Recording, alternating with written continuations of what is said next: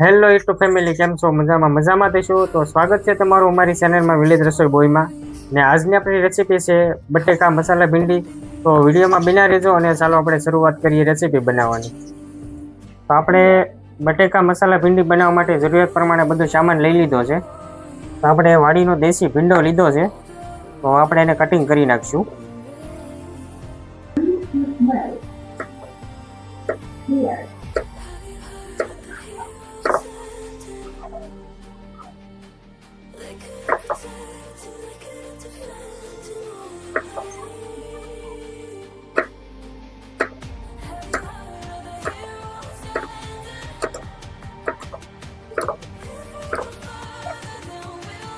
તો આપણા ભીંડા કટિંગ થઈ ગયા છે. હવે આપણે બટેકા લીધા છે, બટેકાની સાલ ઉખડી નાખશું અને પછી આપણે બટેકાને કટિંગ કરી નાખશું.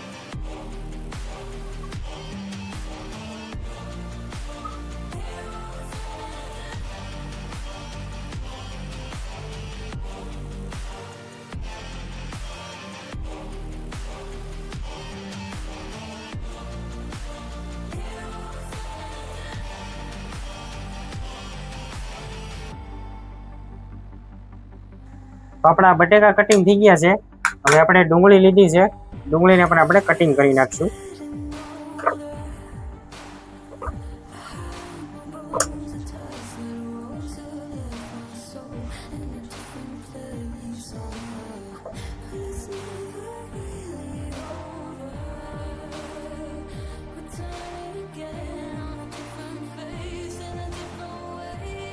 તો આપણી ડુંગળી કટિંગ થઈ ગઈ છે.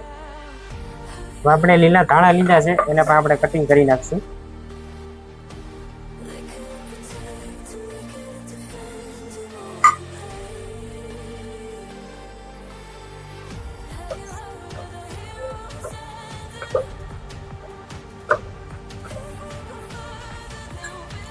આપણે બટેકા મસાલા ભીંડી બનાવવા માટે બધો સામાન કટિંગ થઈ ગયો છે.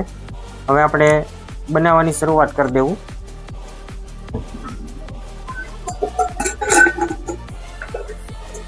તો આપણે પહેલા જરૂરિયાત પ્રમાણે તેલ એડ કરી દેવું.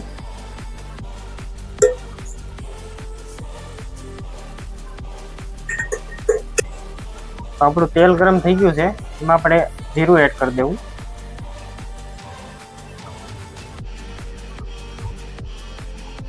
પછી આપણે કટિંગ કરેલી ડુંગળી એડ કરી દેવાની છે. હવે ડુંગળીને આપણે સારી રીતે પકવી લઈશું.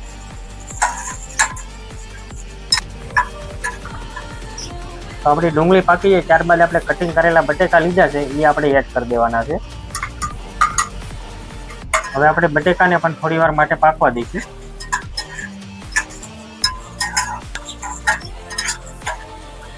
તો આપણા બટેકા આ બફાઈ ગયા છે, એટલે કે સડી ગયા છે. હવે આપણે કટિંગ કરેલા ભીંડા લીધા છે એ આપણે એડ કરી દઈશું.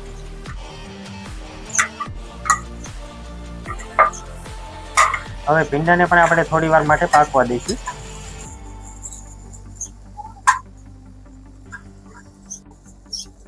હવે આપણે પહેલા મીઠું એડ કરી દઈશું, જેથી કરીને આપણે ભીંડાની ચીકાશ છે એ પકડે નહીં.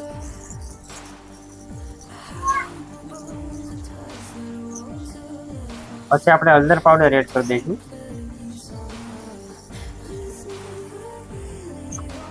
અને પછી આપણે કાશ્મીરી લાલ મરચું એડ કરી દઈશું.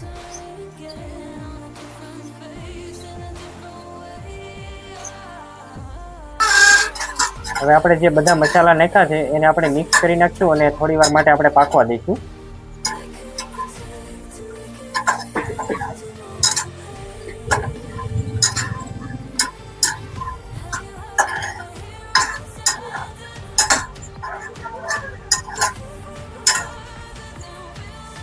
હવે આપણે ઉપરથી લીલા ધાણા એડ કરી દઈશું.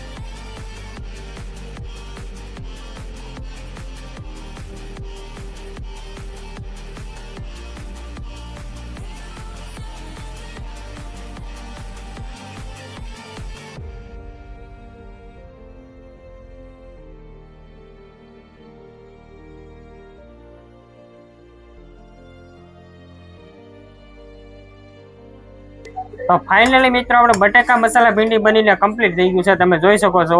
તમે પણ ઘરે બનાવવાની ટ્રાય કરજો, મસ્ત બનશે અને ખાવાની કંઈક મજા જ અલગ આવશે. અને આ વિડીયો તમને ગમે તો લાઈક શેર અને સબસ્ક્રાઇબ કરવાનું ભૂલતા નહીં. ફરી પાછા મળ્યા આપણે વિલેજ રસોઈ બોય સાથે.